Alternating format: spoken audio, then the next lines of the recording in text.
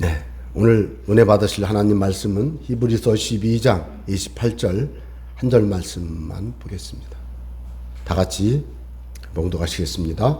그러므로 우리가 흔들리지 않는 나라를 받았은즉 은혜를 받자. 이로 말미암아 경건함과 두려움으로 하나님을 기쁘시게 섬길지니. 아멘. 은혜를 받자라는 제목으로 은혜의 말씀을 나누기를 원합니다. 여러분, 은혜가 왕노릇하는 삶을 살려면 내가 먼저 은혜를 받아야 할 줄로 믿습니다. 그래서 은혜가 왕노릇하는 삶을 사는 사람들은 특징이 있어요. 은혜를 받았다는 거죠. 은혜가 왕노릇하는 사람의 특징, 그러면 예배를 드리는 태도가 달라요. 기도하는 것도 달라요. 새벽 기도에 나오는 그분의 그 태도가 달라요. 왜요? 은혜 받은 사람에게는 그 사람만의 은혜 받은 독특한 삶의 생활 스타일이 있어요. 여러분, 엘리야를 생각해 보세요. 엘리야는 아합 이스라엘 왕으로 있을 때 얼마나 우상 숭배가, 그 안에 이세벨과 함께 850명의 거짓 선지자들을 두고 하나님의 선지자들을 잡아 죽이는 그런 아주 폭정을 했던 왕이잖아요. 그때 엘리야가 선포하잖아요. 하나님이 땅에 비를 내리지 않는다. 그럴 때 여러분, 그 엘리야가 무슨 자기가 하나님도 아니고 그 사람이 왜 그런 말을 했을까요? 신명기 28장에 보면 하나님께 범죄하고 우상 숭배에 빠지면 하나님이 벌을 내리시는 것 중에 하나가 비가 내리지 않는 거예요. 그러니까 엘리야가 성경을 읽고 묵상하고 하나님의 마음으로 이 북왕국 이스라엘을 바라볼 때 참 이 나라가 큰일 났구나, 하나님의 심판을 받는구나. 그래서 가물어가지고 막 비가 안 오잖아요, 이제. 그럴 때 엘리야는 그리 시냇가에 가서 시냇물을 또 마시면서 까마귀가 물어다 주는 음식 먹으면서, 그런데 이제는 하도 가뭄이 심해지니까 그리 시냇가도 말라요. 하나님의 감동 주시기를 사렙다로 가라. 사렙다로 가서 이방인 여인 사렙다 여인에게, 과부에게 또 깨서 가져와 이래가지고 참 나는 그 부분 읽다가 시험 들었어요. 아니 어떻게 그 마지막 먹을 그 떡할 밀가루를 아들하고 그 과부 둘이 딱 먹고 죽으려고 이제 그거 딱 남은 걸로 그 해 먹으려고 이렇게 하는데 그거 해서 나한테 가져와. 그러니 이게 선지자가 뺏어 먹고 있어요. 저는 그때 처음 읽을 때 그랬다니까요. 그런데 중요한 것은 그날 이후로 사렙다 과부의 그 밀가루통이 채워지고 하나님이 기적을 보여주잖아요. 참 달라요. 은혜 받은 사람의 삶은 달라요. 그래서 하나님 안에서 은혜로 왕노릇하는 삶을 살려면 은혜를 받아야 되는데 달라요. 좀 달라야 돼요. 하나님과 성도의 삶에 아주 독특한 은혜 받은 증거들이 나타나는 거예요. 바라긴 여러분, 은혜가 왕노릇하는 삶을 살아가시는 여러분 가정에 하나님의 은혜 주심의 증거들이 독특하게, 특별하게 나타나게 되시기를 부탁합니다. 그래야 은혜가 왕노릇을 하지요. 은혜가 힘이 있지요. 예수 이름을 얘기하면 아멘 해야 되는데 예수 이름 얘기하니까 뭐라고 그래? 예수 내가 그렇게 교회를 다니고 기도를 그렇게 많이 했는데 지금 우리 집에 좋은 게 뭐가 있냐? 있어요. 그런 말을 하는 분이 있어요. 그래서 저는 항상 하나님 앞에 기도하는 게 뭐냐면 예수 이름으로 믿음으로 선포하고 하나님의 말씀의 약속을 믿고 말하고 삶을 통해서 그대로 살아라. 제가 그렇게 말씀을 드리는 이유가 믿고 말해야 돼요. 나는 예수의 이름으로 복을 받습니다. 나는 예수의 이름으로 우리 가정에 하나님의 축복이 임합니다. 이렇게 말하는 거예요, 자꾸. 내가 지금 예수 이름으로 기도할 때 이 사업장이 번성합니다. 하나님이 복을 주십니다. 말하고 그렇게 믿고 열심히 살아가는 거예요. 그럴 때요, 됩니다. 왜 안 됐을까? 첫째, 안 믿어. 하나님이 내게 은혜 주신다는 걸 안 믿는 사람들이 많아요. 교회 와서 예배는 하지만 마음속으로는 내가 예수님 믿어서 복받기 어려워 이렇게 생각하는 분들이 많아요. 여러분, 그게 겸손인 줄 아시죠? 그건 겸손이 아니라 불신앙, 불순종, 하나님이 기뻐하지 않는 안타까운 마음이에요. 성경을 보세요. 두려워하지 말라. 분명히 말씀했잖아요. 내가 너와 함께 함이라. 놀라지 말라. 나는 네 하나님이 되리라. 아니, 하나님이 분명히 내가 너를 도와주리라. 분명히 말씀하시는데 하나님은 나를 안 도와주시고 하나님은 나와 함께 하시지 않아. 이렇게 생각하면서 이게 겸손인 줄 착각하는 분, 불신앙이라니까요. 그런 마음을 당장 버리시기 바랍니다. 예수님은 친히 이 땅에 오셔서 십자가를 지셨어요. 성경에 약속한 대로 예수님이 십자가를 지려고 이 땅에 오셨어요. 성경의 약속대로 예수님이 십자가를 지려고 이 땅에 오셨고 33년, 특히 30세 정도까지 예수님이 공생애의 반대로 사생애라고 그러잖아요. 요단강에 나와 세례받고 성령 받고 그때부터 그리스도의 사역을 시작하시게 되는데 그때를 누가복음에 보면 30세쯤 되셨더라 그래요. 그러니까 그럼 예수님은 한 30세 정도까지는 뭐 했나? 아버지 요셉, 법적인 아버지 아셨죠? 법적인 아버지 요셉과 함께 목수일을 했어요. 목수.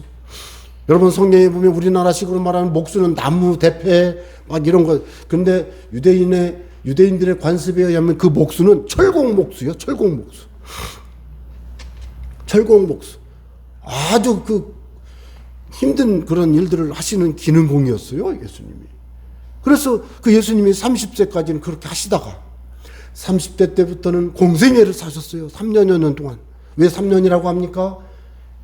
예수님의 사역을 쫙 보면 요한복음에 보면 6월절이 3번 나와요. 6월절이 3번. 설이 3번 지나갔다는 얘기는 3년이 지나갔다는 얘기랑 똑같은 원리잖아요. 예수님이 6월절이 3번 나와요. 그래서 3년이라고 그러는 거예요. 더 정확히 말하면 3년 반 정도를 예수님이 공생애를 사셨어요. 그래서 예수님은 만 33세쯤 십자가를 지셨구나 이렇게 말씀을 나누는 것입니다.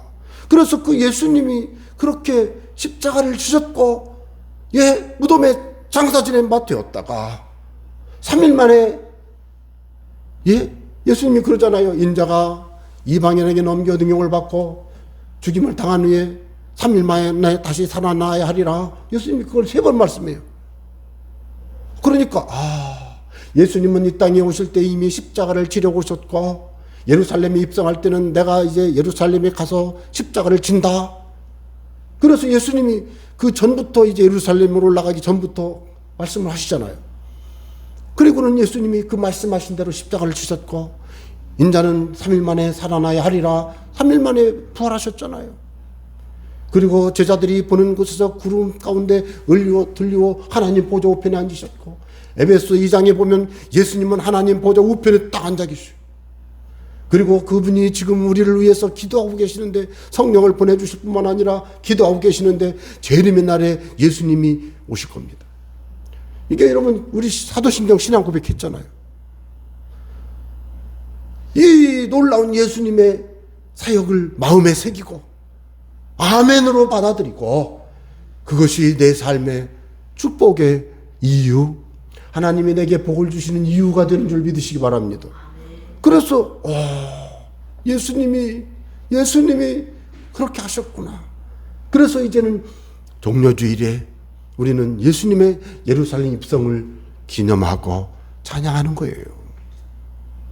종려나무 꺾어들고 호산나 다윗의 자손이여 우리를 구원하소서 다윗의 자손이여 외치는 이스라엘 백성들, 그들이 그 겉옷을 바닥에 깔면서 카페트 까는 거예요.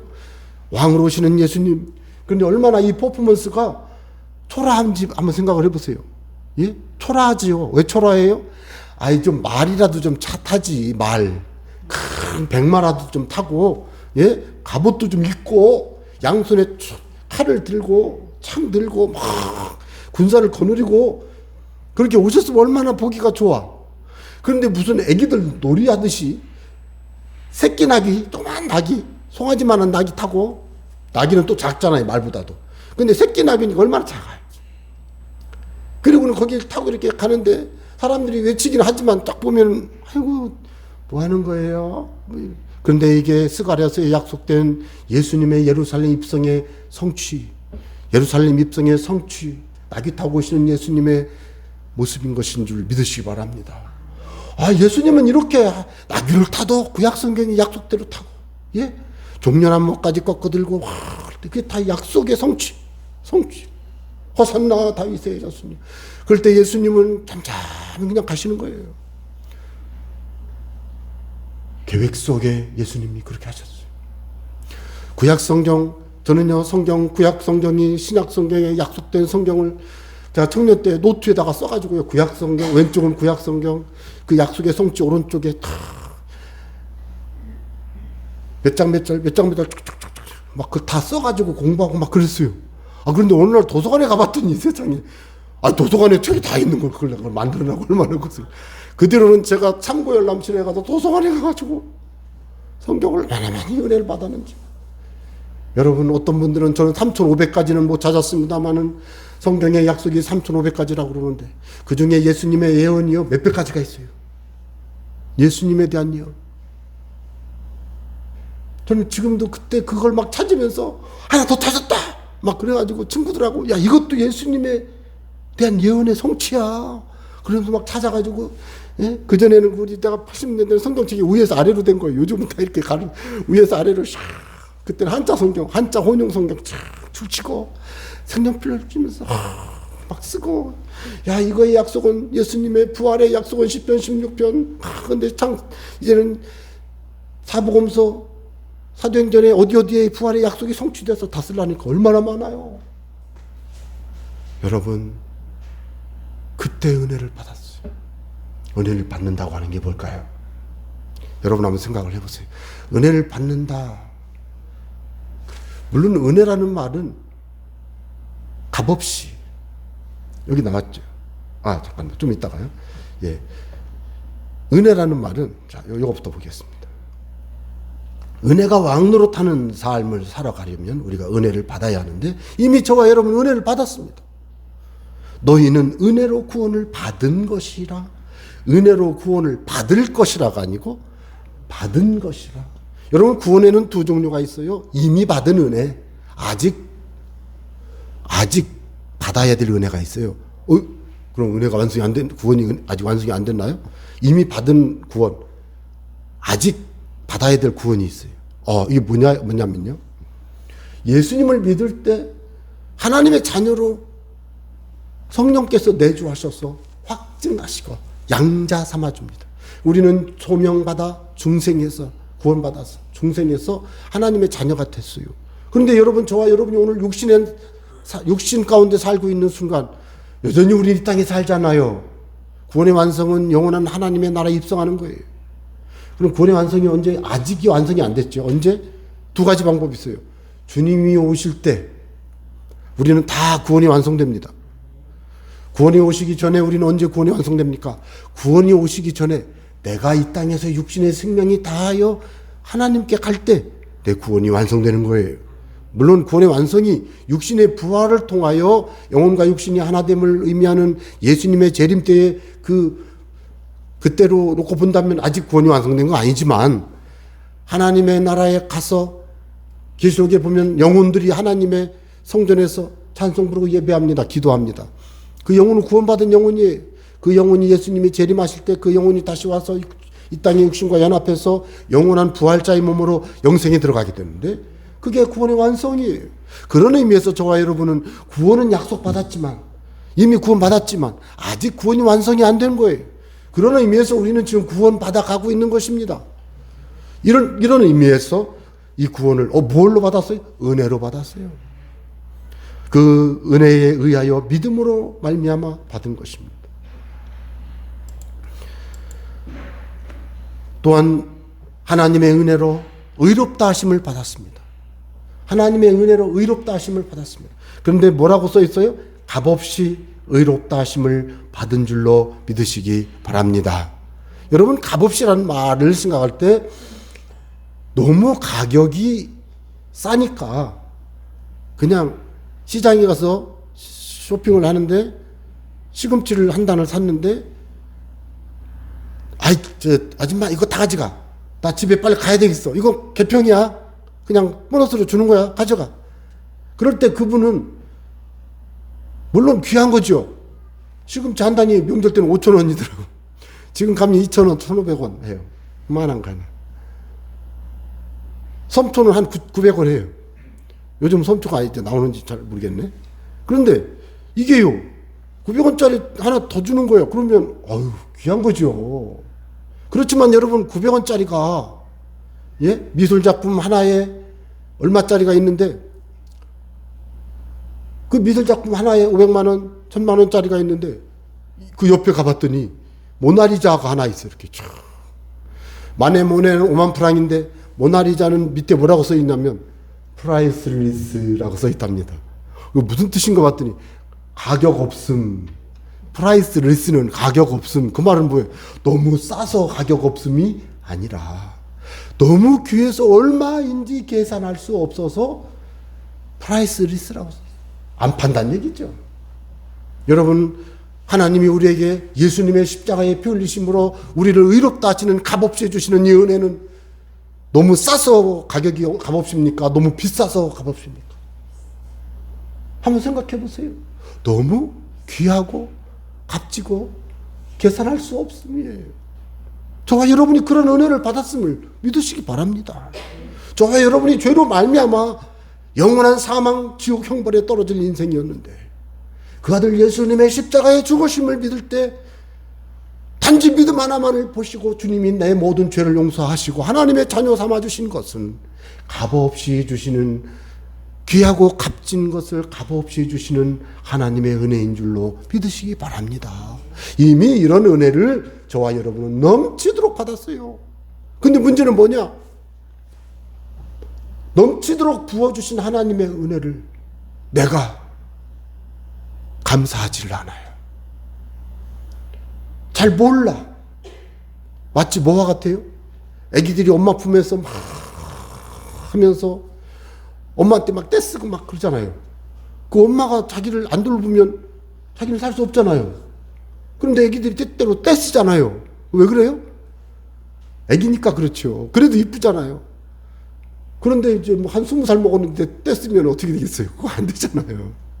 여러분, 우리의 삶에서 잊지 말아야 될 것은 디모데전서 1장 14절 우리 주의 은혜가 그리스도 예수 안에 있는 믿음과 함께 사랑과 함께 넘치도록 풍성하였도다.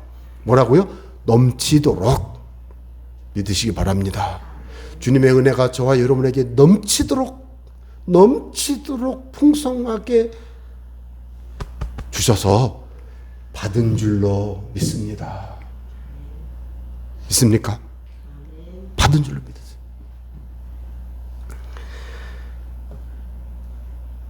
하나님은 저와 여러분에게 은혜로 모든 것을 주십니다. 다시 말하면 우리가 은혜를 받아야 신앙으로 살아갈 수 있는데 나도 모르게 어느 날 교회 와서 예배하고 기도하잖아요. 예. 나도 모르게 주무시다 말고 일어나 주님 기도하게 되잖아요. 왜요? 힘들어서 그랬지만 사실은 힘든 거 덮어놓고 은혜 받아서 그런 거예요. 그게 됩니까, 그게? 그게 되냐고요? 이렇게 봄날 좋은 날, 저는 이 벚꽃 넘으면 막 가슴이 벌렁벌렁해요. 저 벚꽃 보면 너무너무 좋아. 천안의 벚꽃이 어디에 잘 많이 피냐면요. 어디지? 여기. 그 다음에 단대, 그죠? 요즘은 단대 축제 안 하는 것 같은데 한 10년 전에는 단대 축제하면 저쪽 그 북일고 앞에, 단대 축제가 아니구나, 북일고 거기 막 차가 막혀가지고 못 들어갔었어요. 그래서 차를 멀찍이 놓고 걸어가고 막 그랬어요. 요즘은 축제 안 하지요, 아마 코로나 때문에. 북면 내과에서 그 저기 북면 그 입장 가는 고개까지 가는 그 길은요, 벚꽃이요, 이 연춘리 쪽은 벚꽃이요, 지금 펴. 근데 한 일주일 지나면 위로 올라갈수록 펴. 그래서 벚꽃 구경하려면 그 산속으로 가면 돼요. 다 떨어진데 그쪽은 그제 다 펴. 참, 그래서, 야, 벚꽃이 어떤 분은 일본 꽃인데 왜 좋아해요? 아니, 일본 사람들이 벚꽃을 자기 국화로 만들어서 그렇지, 벚꽃이 뭔 잘못이 있어요? 벚꽃은 그냥 아름다운 꽃이요. 그래서 아름답잖아요. 그런데 이런 날 여러분 교회 와서 예배하고 하나님을 찬양하고 이게 보통 일이 아니에요. 이게 뭐예요? 은혜 받아서 가능한 거예요. 저는 그래서 기뻐요. 우리가 영적으로 바라볼 때 하나님께 은혜 받을 수 있는, 예배할 수 있는 사람이 됐고 기도할 수 있는 사람이 됐고 주일에 주님께 먼저 나올 수 있는 이런 영적 상태, 은혜 받은 상태가 된 거 감사하시기 바랍니다. 저는 이게 감사해요. 아무리 어렵고 아무리 힘들어도 하나님께 기도하고 말씀으로 의지해서 주여 도와주세요, 주여 인도해 주세요, 주님 내가 주님을 의지합니다 기도하고 이렇게 살아가면 하나님께 내 삶의 어려움과 시련이 와도 이겨낼 수 있는 힘을 주시고 용기를 주시고, 때로는 지치고 피곤해도 주님께서 소망을 불듯이 막 줄 때는요, 와, 막 감격스러워요. 이게 뭐예요? 은혜 받았다는 얘기예요. 은혜 받았다는 게 뭐예요? 말씀을 깨달았다. 예수님이 나의 죄를 위해 십자가에 돌아가신 것이 믿어진다. 예수님이 내 죄를 위해 십자가에 돌아가셔서 내 죄가 용서받았음을 믿어진다. 내가 기도하면 하나님께서 내 기도를 들어주시는 걸 경험한다. 이게 다 은혜 받은 거예요. 그래서 위기의 순간에 이 사람이 은혜 받은 사람인가 아닌가 알 수 있는 방법, 그 사람의 위기를 탁 만났을 때 그 사람의 기도하고 말씀을 묵상하고 더 죽게 나아가는 사람은 이 사람 은혜 받은 사람. 인생의 진정으로 힘들고 어려운 순간이 왔을 때 죽여 주님께 뛰어오는 사람, 이 사람은 복받은 은혜 받은 사람이에요. 그분들은 하나님이 더 큰 은혜 위에 은혜를 주실 줄로 믿으시기를 바랍니다. 그래서 여러분, 은혜 받지 않고서는 하나님의 기뻐하시는 삶을 살 수가 없어요. 은혜 받아야 돼요. 왜요? 우리가 흔들리지 않는 나라를 받았어요. 여기서 말하는 흔들리지 않는 나라는 영원한 새하늘과 새 땅 그 너머의 영생의 나라, 그 나라를 말하는 거예요. 물론 이 땅에 사는 동안 우리는 이 땅에서 그리스도 예수님의 통치, 성령의 역사하심을 통해 경험하는 하나님의 복된 삶을 살아가는 이 상황이 하나님의 나라예요. 하나님의 나라는 하나님의 통치, 평강을 주시는 하나님의 통치를 말하는데, 위치적으로는 하나님의 나라는 천당이라고 할 때는 하늘에 계신 우리 아버지, 그 기도할 때 그 하늘, 예수님의 하나님 보좌 우편에 앉아 계신 그 하늘, 그 나라가 천군 천사 둘러 진치고 후회하던 그 천사들이 있는 그 나라, 그곳에 우리가 가게 되는데요. 그 약속을 받았다는 뜻이죠. 그러므로 어떻게 된다고요? 은혜를 받자. 이 말은 다른 번역에는 감사하자. 그런데 저는 오늘 은혜를 받자로 보겠습니다. 은혜를 받자. 이 말은 뭐예요? 이미 은혜를 받았는데 그 은혜 받은 것을 더 은혜 위에 더 큰 은혜를 더 쌓아가자. 다시 말씀드릴까요? 하나님의 말씀을 더 깊이 깨달아 가자. 신앙생활의 비밀을 더 깨달아 가자. 성령께서 주시는 은사와 열매와 권세, 능력을 더 받아가자. 이거예요. 은혜를 받자. 이 말은. 예수님이 십자가에 죽으심으로 내 죄가 용서되었어요. 원죄를 용서받는 그런 은혜를 받은 사람이 이 땅에 사는 동안 내가 말과 생각과 삶을 통해서 하나님이 기뻐하지 않는 삶을 사는 것이 깨달아져서 하나님께 죄송합니다. 예수님, 제가 예수의 피로 이 모든 죄를 씻습니다. 씻어주세요. 다시는 이런 범죄를 반복하지 않겠습니다. 회개합니다. 이걸 뭐라고 그래요? 자범죄에 대한 회개를 통해서 죄가 용서됩니다. 이걸 기도하는, 원죄 용서받았죠? 자범죄 용서받았죠.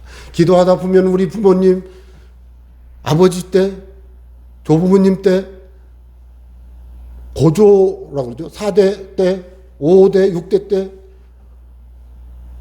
하나님 앞에서 불신앙의 삶을 살고 장독대에다 물 떠다 놓고 빌고 점집에 가서 점치면서 살아왔던 거 생각났어요. 그러면 그걸 또 이제 우리 가문의 죄를 벌써 나의 원죄, 나의 자범죄, 부모의 죄, 조부모의 죄, 고조할머니, 할아버지의 죄, 5대째 죄, 6대 조상들의 죄를 막 이게 좀 은혜 받는 단계가 달라지죠. 그런데 기도하다 보니까 이 나라가 하나님 앞에서 민족적 범죄를 했구나. 1938년도에 우리나라가 기독교가 신사참배를 가결하고 교회가 가서 다 신사참배하고 동방요배하고 부산 앞바다에 가서 다 목욕하고 그 교인 목사들이 그랬어요. 그래서 민족의 죄를 하나님 앞에 탄식하며 은혜 받은 단계가 달라요. 아시겠어요? 기도하고 말씀을 묵상하고 은혜를 받을수록 어느 분야든지 이게 커져. 회개도 막 나중에는 민족적 회개, 국제적 회개를 막 하는 거예요.